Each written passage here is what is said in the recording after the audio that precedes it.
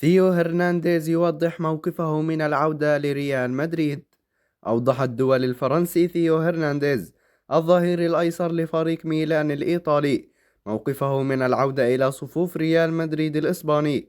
وأمضى اللاعب صاحب 26 عاما موسما مع الميرينجي في 2017 و2018. وقال هرنانديز في تصريحات عبر صحيفة آس الإسبانية: سواء على المستوى الرياضي أو الشخصي، أشعر أنني بحالة جيدة جدا في الميلان. وأكمل: أنا مخلص لهذه المدينة الرائعة ميلانو التي رحبت بي كما لو كانت بيتي منذ البداية. أشعر بأنني في بيتي وأنا سعيد للغاية.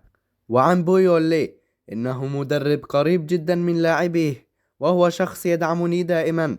لقد منحني الثقة لاستغلال قدراتي، وحاولت أن أكافئه بعملي على أرض الملعب.